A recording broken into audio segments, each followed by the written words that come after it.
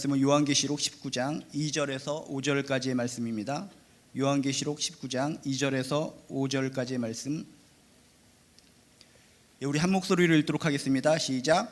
그의 심판은 참되고 의로운지라 음행으로 땅을 더럽게 한 큰 음녀를 심판하사 자기 종들의 피를 그 음녀의 손에 갚으셨도다 하고, 두 번째로 할렐루야 하니 그 연기가 세세토록 올라가더라.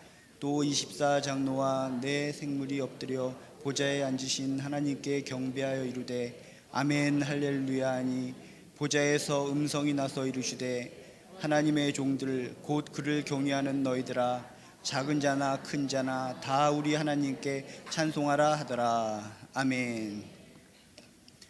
동물 중에 소라고 하는 동물이 있습니다. 이 소라고 하는 동물을 우리가 주변에서 쉽게 찾아볼 수 있는데, 이 소를 갖다가 자세하게 살펴보면 항상 이 소는 아침부터 저녁까지 항상 시부렁시부렁거리면서 무엇인가를 계속 씹고 있습니다.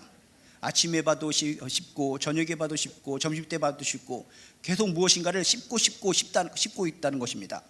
그래서 우리는 그것을 쉬운 말로 되새김질을 한다라고 얘기합니다. 우리들은 위가 하나밖에 없지만 소는 위가 4개 있기 때문에 첫 번째 위에 집어넣었다가 다시 끄집어내서 씹고, 두 번째 위로 또 집어넣었다가 다시 끄집어내서 씹고, 세 번째 위로 집어넣었다가 또 끄집어내서 씹고, 네 번째 위로 집어넣었다가 또 빼서 씹고, 그러다 보니까 하루 종일 씹고 씹는 것이 소의 일이라는 것입니다. 이런 소의 되새김질의 모습을 보면서 우리 그리스도인들도 뭔가 본받아야 된다라고 하는 우리가 깨달음을 얻을 수가 있습니다.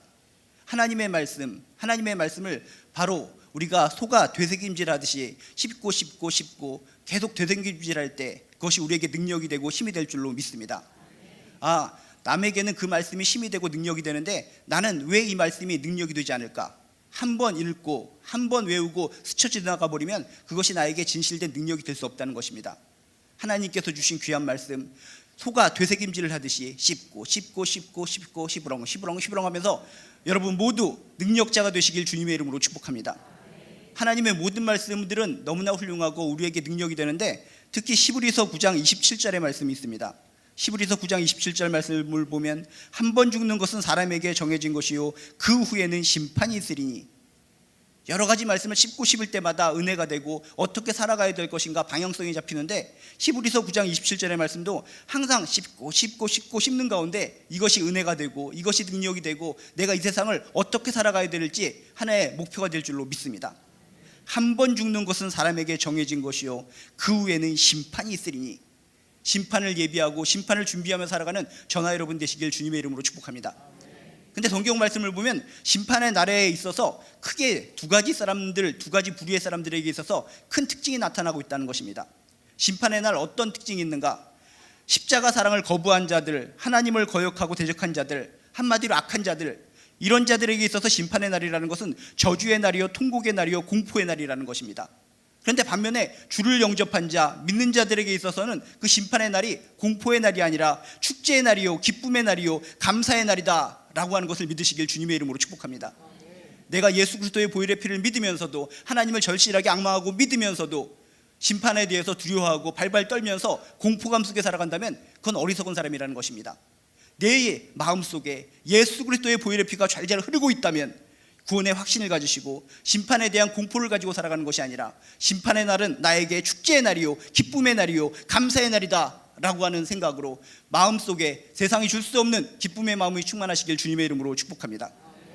그래서 오늘 말씀은 구원받은 자들의 입장에서 심판에 대한 몇 가지 진실을 함께 살펴보고자 합니다. 악한 자들은 망하고 결국은 통곡의 시간이 심판의 날인데, 그럼 구원받은 자들, 믿는 자들의 입장에서 심판에 대한 몇 가지 진실은 무엇인가? 오늘 말씀에 보면 이런 표현이 있습니다. 2절에 보면 이런 내용이 있습니다. 자기 종들의 피를 그 음녀의 손에 갚으셨도다 라고 하는 표현이 있습니다. 자기 종들의 피를 그 음녀의 손에 갚으셨도다. 이게 무슨 의미입니까? 심판의 날에 우리 그리스도인들의 모든 억울함, 모든 원한을 하나님께서 반드시 풀어주신다라고 하는 약속이 담겨 있다는 것입니다. 여러분 믿으시기 바랍니다. 우리 안에 있는 억울함, 우리 안에 있는 원함, 그런 것이 심판의 날 완전히 풀어지고 완전히 갚아진다는 것을 여러분 꼭 교훈으로 얻으시길 주님의 이름으로 축복합니다. 하나님께서 우리들의 원수를 완벽하게 갚아주신다, 원한을 갚아주신다, 우리들 마음속에 쌓인 그 억울함과 한을 반드시 풀어주신다 라고 하는 것이 성경의 교훈이라는 것입니다. 우리 그리스도인들에게 있어서 최대의 질문과 의문사항은 무엇인지 아십니까?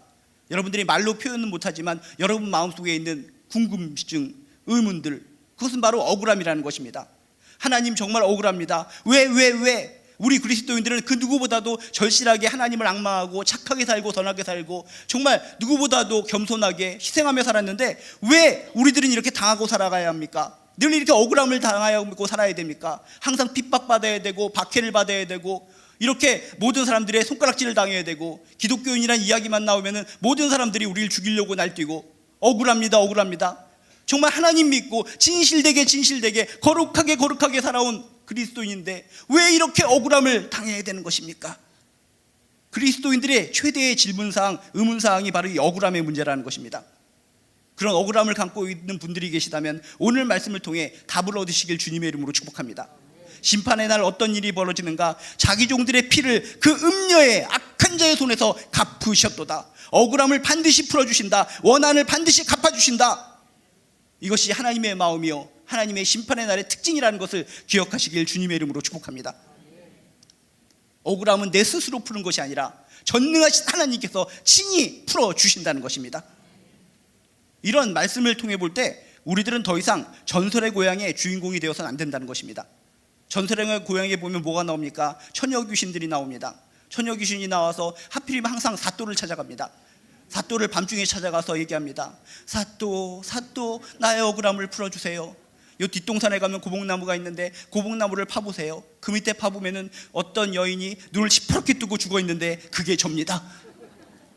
그러면서 억울함을 풀어달라고 하는 이야기가 전설의 고향을 다 기본복이 되어서 다 그렇게 모든 것을 메꾸고 있다는 것입니다. 근데 사또에게 아무리 얘기해도 완벽하게 그 억울함은 풀어지지 않는다는 것입니다. 여러분, 우리들의 억울함은 하나님께서 반드시 풀어주시고 갚아주신다는 것을 믿으시길 주님의 이름으로 축복합니다.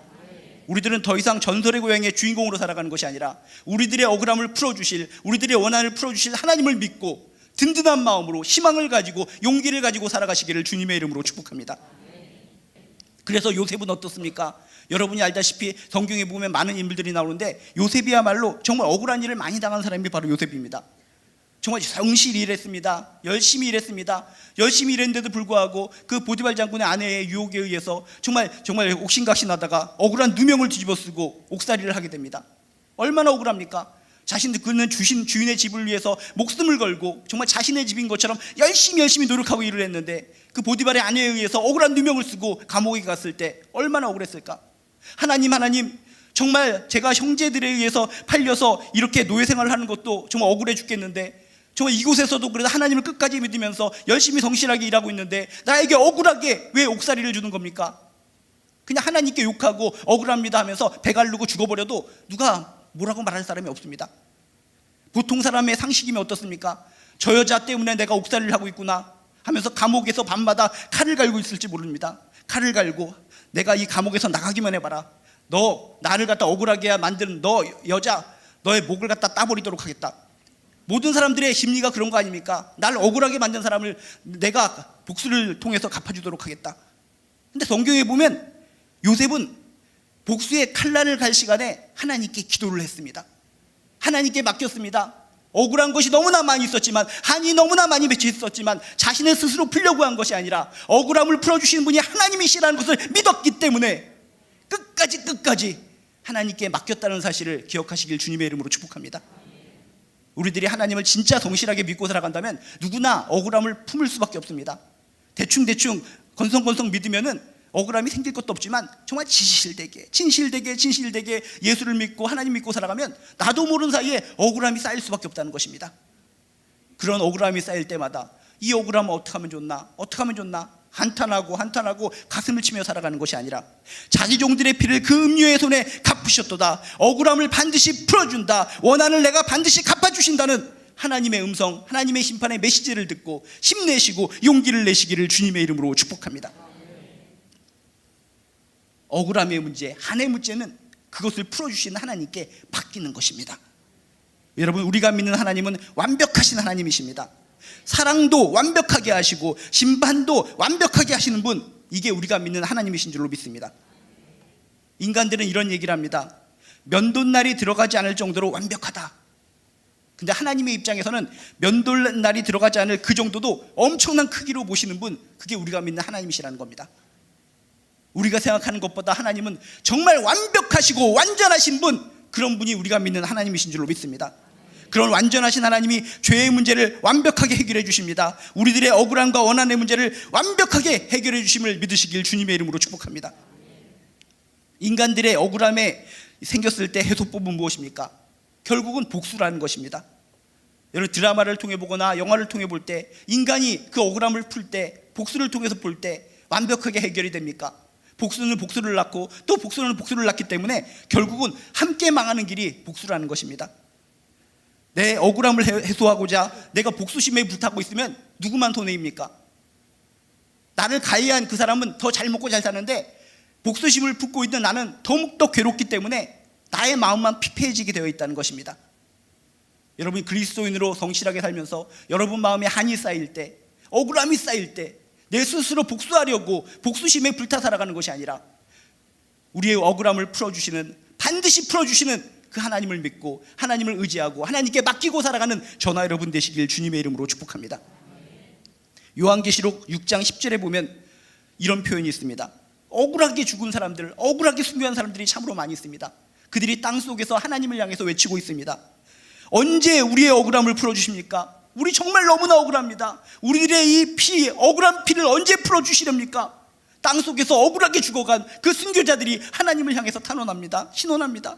언제까지 우리의 억울함을 놔두시렵니까? 언제 우리들의 억울함을 풀어주시렵니까? 그때 하나님께서는 외면하지 않으시고 회피하지 않으시고 정확하게 답변해 주십니다. 반드시 때가 이름에 내가 반드시 너희들의 억울함을 갚아주리라, 풀어주리라. 이 세상에 억울함의 문제들이 많이 있는데 절대로 그 억울함의 문제는 풀어질 수가 없습니다. 전능하신 하나님만이 우리들의 억울함을 풀어준다는 사실을 믿으시길 주님의 이름으로 축복합니다.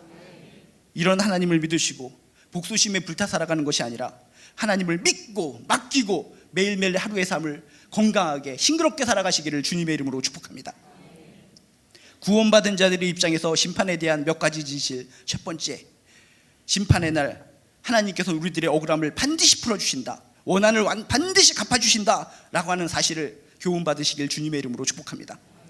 또한 구원받는 자들의 입장에서 심판에 대한 또 하나의 진실이 있는데 이것도 기가 막힌 진실입니다. 3절에 보면 이렇게 써 있습니다. 악한 자들의 불타서 망하는 그 연기가 세세토록 올라가더라 라고 써 있습니다. 그 연기가 세세토록 올라가더라. 영원무궁토록 그치지 않고 그 악한 자들이 망하는, 타서 불타오르는 연기가 계속적으로 타오른다는 것입니다.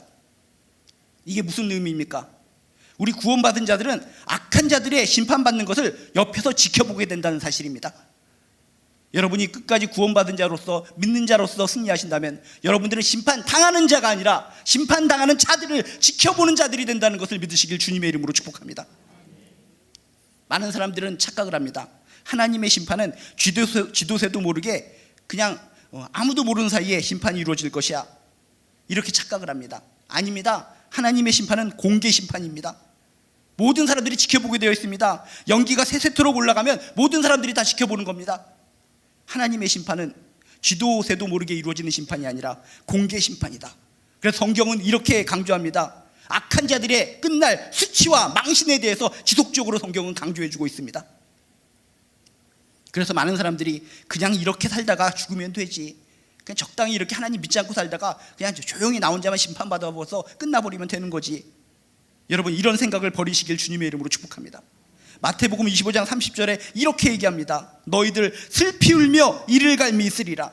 슬피 울며 이를 갈미 있으리라. 심판의 문제는 그냥 넘어가는 것이 아니라 반드시 해결하고 살아야 될 줄로 믿습니다. 하나님의 심판은 쥐도새도 모르게 조용히 이루어지는 것이 아니라 공개 심판이고, 하나님을 믿는 자들은 악한 자들이 심판하는 것을 지켜보게 된다는 사실을 기억하시길 주님의 이름으로 축복합니다. 출애굽기 14장 13절에 이런 표현이 있습니다. 홍해 앞에 이스라엘 백성들이 지금 완전히 갇혀 있는 상황입니다. 뒤에서는 정말 바로의 군대가, 애굽의 군대가 막 미친 개처럼 쳐들어오고 있습니다. 야, 홍해가 앞에 있는데 저들은 지금 도관에 든 쥐와 같구나. 우리들의 힘으로 병력으로 저들을 몽땅 몰살시켜버리자. 귀신들처럼 정말 미친 개처럼 껄껄껄 웃으면서 자신의 앞에 풀이 죽어있는 이스라엘 백성들을 향해서 손가락질합니다. 너희들은 다 죽었다. 처참하게 죽여버리리라. 이런 공포 상황 속에 하나님께서 이런 말씀을 하십니다. 너희는 두려워 말고 가만히 서서 여호와께서 오늘날 너희를 위하여 행하시는 구원을 보라. 구원을 지켜보라. 너희가 오늘 본 이 애굽 사람들, 저렇게 악한 애굽 사람들을 또다시는 영원히 보지 못하리라. 악한 자들이 몰살하는 것을 지켜볼 것이다 라고 말씀하셨고, 실제적으로 홍해가 갈라지고 이스라엘 백성들이 다 지나간 이후에 그곳을 건너는 그 악한 바로의 세력들이 몰살당하는 것을 옆에서 지켜보게 되었다는 것입니다. 심판의 날 악한 자들이 심판받는 것을 우리들은 지켜보게 된다는 사실을 믿으시길 주님의 이름으로 축복합니다. 심판 당하는 우리들이 아니라 지금 살아생전에 우리들을 욕하고 하나님을 저주하고 보이지 않는 하나님을 믿는 사람들을 우습게 여기던 그 끝까지 하나님의 은혜의 손길을 거부한 자들, 그들이 심판받는 것을 우리들이 눈으로 지켜보게 된다는 것입니다. 그래서 우리들이 지금은 생각합니다. 그냥 하나님 잘 믿지 않고 엉터리로 살면서 하나님을 저주하며 살면서도 잘 먹고 잘 사는 사람들 부러워합니다. 그들이 부러워할 대상입니까? 성경 말씀을 근거로 해보면 그들은 부러워해야 될 대상이 아니라 정말 긍휼히 여겨야 될 대상이라는 겁니다. 지금은 껄껄거리면서 하나님을 비웃고 하나님을 조롱하고 우리들을 비웃고 살아가지만 그들의 결말은 무엇입니까? 그들이 망하는 꼴, 몰살당하는 꼴, 타들어가서 연기가 피어나는 것을 우리들이 지켜보게 된다는 것입니다. 그들을 부러워하며 살아가는 것이 아니라 가슴을 치면서 주여, 저들은 뭔가를 모르고 껄껄거리고 저렇게 살아가고 있습니다. 하나님의 사랑을 붙잡아야 됩니다. 하나님의 은혜의 손을 붙잡아야 됩니다. 그렇지 않으면 저들의 미래가 어떻게 될지 생각만 해도 끔찍합니다. 그들을 부러워하며 살아가는 것이 아니라 그들을 위해 가슴을 치며 통하면서 기도하며 살아가는 저나 여러분 되시길 주님의 이름으로 축복합니다. 에스더에서에 보면 하만이라고 하는 사람이 나옵니다. 아주 악독한 자입니다. 페르시아에 있는 유다 백성들을 몰살시키기 위해서 어마어마한 계획을 꾸밉니다. 유다 백성들은 정말 이 하만이라고 하는 사람의 권력 때문에 몽땅 몰살당해야 될 위기에 처해 있습니다. 이런 상황 속에서 하나님께서 상황을 역전시켜 주십니다. 유다 백성들, 하나님의 백성들을 몰살시키려고 하는 하만을 오히려 심판받게 하시고 이 하만을 높은 장대 위에 매달리게 만드셨습니다. 모든 사람이 지켜보는 가운데 그 악랄하게 하나님의 백성을 짓밟고 죽여버리려고 하는 핍박자 하만이 모든 사람들이 지켜보는 가운데 처참하게 장대에 매달려서 서서히 죽어갑니다. 성경은 이야기합니다. 믿는 자들, 악한 자들의 심판을 지켜보게 되리라.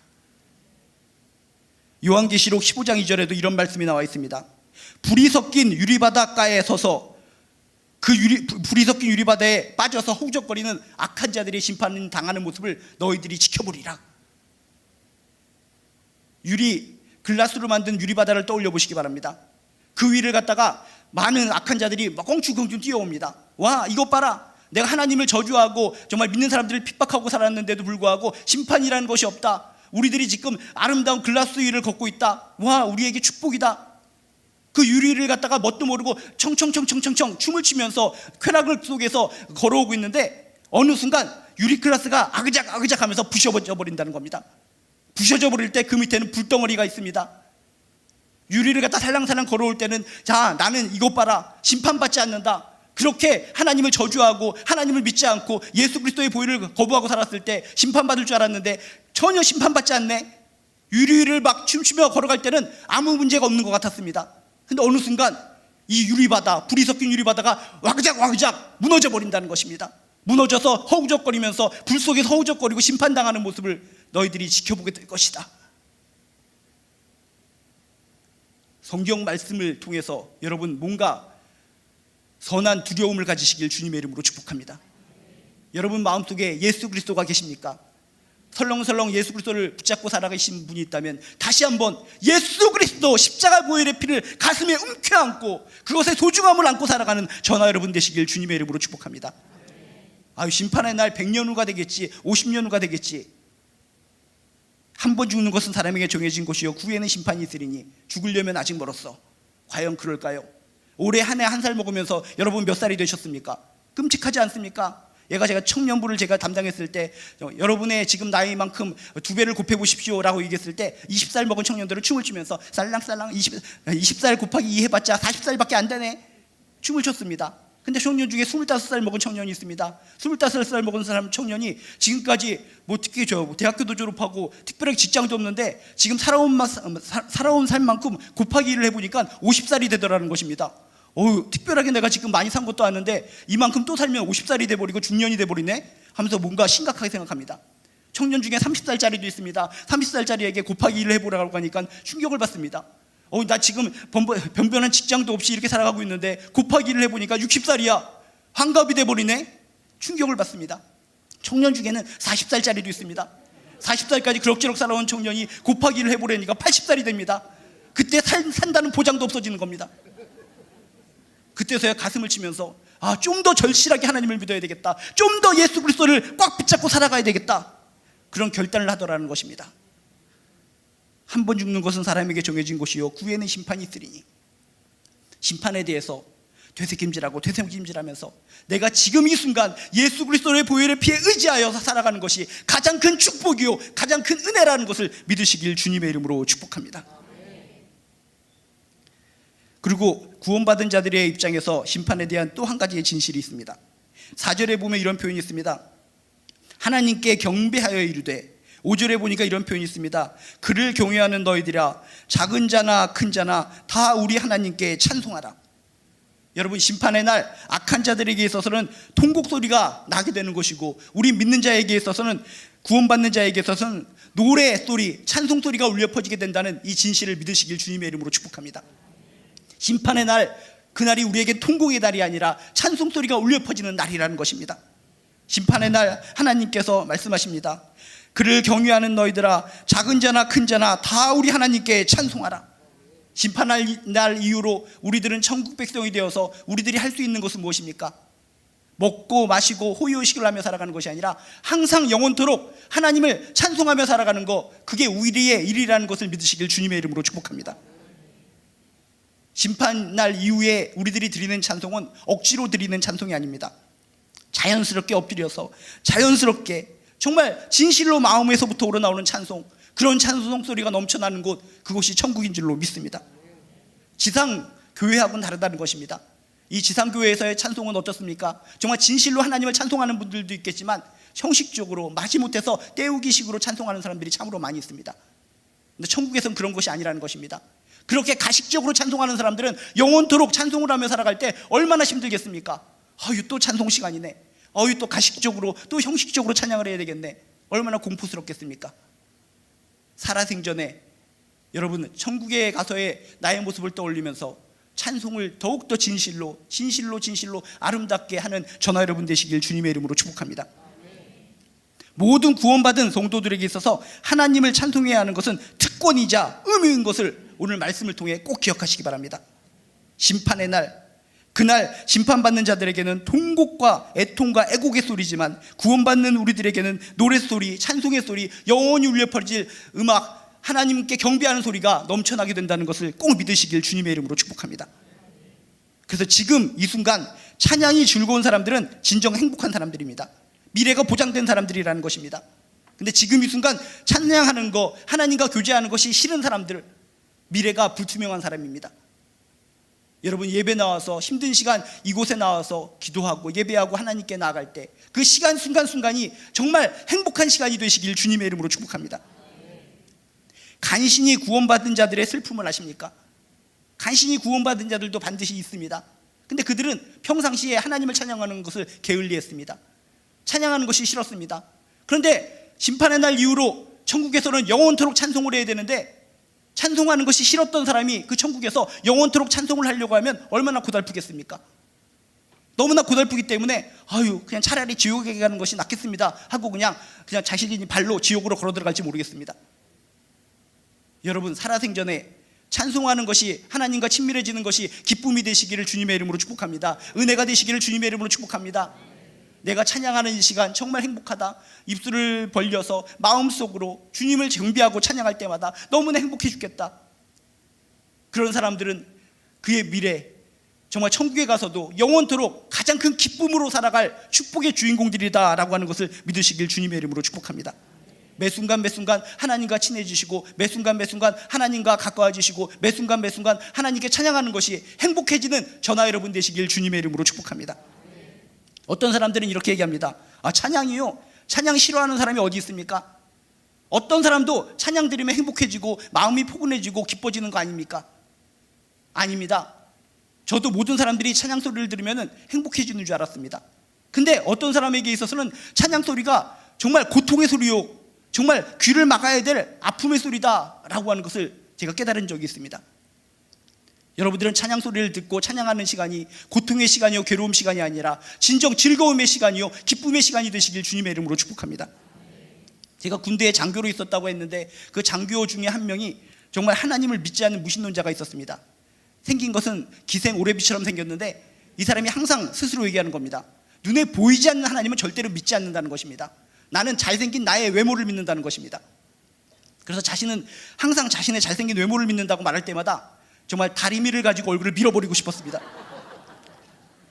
얼마나 뺀질뺀질합니까? 절대로 난 하나님 믿지 않는다. 죽었다 다시 태어나도 하나님이라는 건 절대로 믿지 않는다. 하나님 믿는 너희들은 정말 우습구나. 가슴이 아팠습니다. 저러면 안 되는데.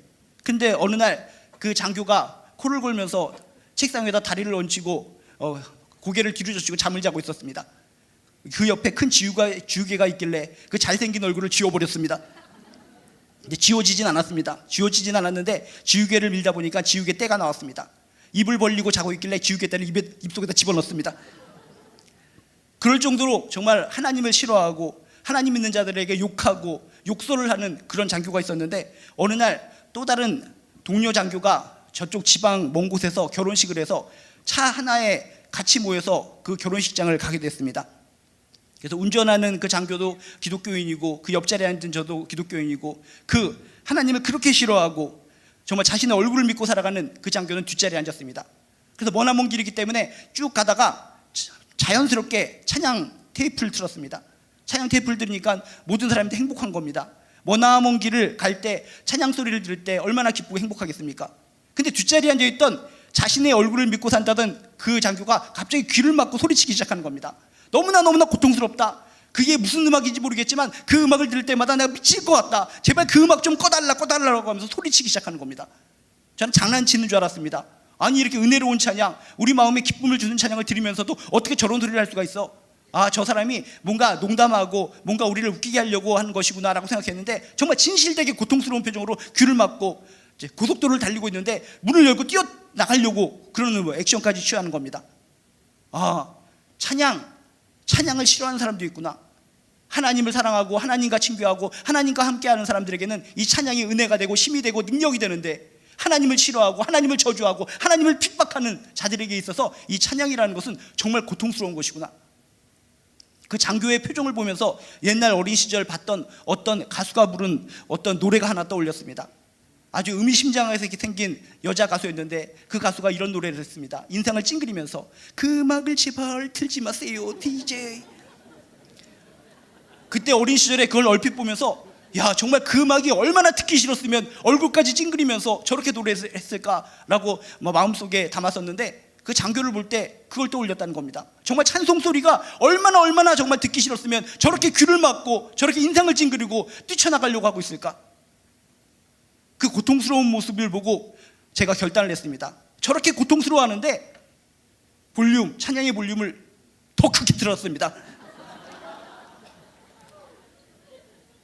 여러분, 이 세상엔 여러분의 기준으로 볼 때 찬양하는 것이 모두 다 행복하다라고 생각할 수 있겠지만, 이 찬양 소리가 고통이 되고 찬양 소리가 저주스럽게 느껴지는 사람도 이 땅에 있다는 것입니다. 여러분이 지금 이 순간 찬양하는 것이 기쁘고 행복하다고 느낀다면 여러분은 축복의 사람인 줄로 믿습니다. 길 가다가 차가 막힐 때, 길 가다가 넘어졌을 때, 길 가다가 무슨 일이 생길 때, 어떤 상황에서든지 내 입가에 찬양이 울려 퍼진다면 난 이미 천국 백성이라는 증거이고 나는 미래가 보장되었다는 확신의 소리인 줄로 믿습니다. 구원받은 자들의 입장에서 심판에 대한 한 가지 진실, 심판의 날 이후로 그를 경외하는 너희들아, 작은 자나 큰 자나 다 우리 하나님께 찬송하라. 우리들은 영원토록 찬송하게 될 것이다. 영원토록 하나님을 경배하게 될 것이다 라고 하는 진실을 마음속에 담으시길 주님의 이름으로 축복합니다. 구원받은 자들의 입장에서 심판에 대한 몇 가지 진실. 첫 번째, 하나님께서는 심판의 날 우리들의 억울함을 반드시 풀어주신다. 우리들의 원한을 반드시 갚아주신다. 악한 자들의 심판받는 것을 우리들은 지켜보게 된다. 심판의 날 이후로 우리는 영원토록 하나님을 경배하고 찬양하는 존귀한 인생을 살게 된다. 이런 교훈을 마음속에 새기시고 항상 심판을 대비해서, 심판을 준비하면서 축복받는 인생, 능력의 인생, 사랑받는 인생 살아가는 저와 여러분 되시길 주님의 이름으로 축복합니다.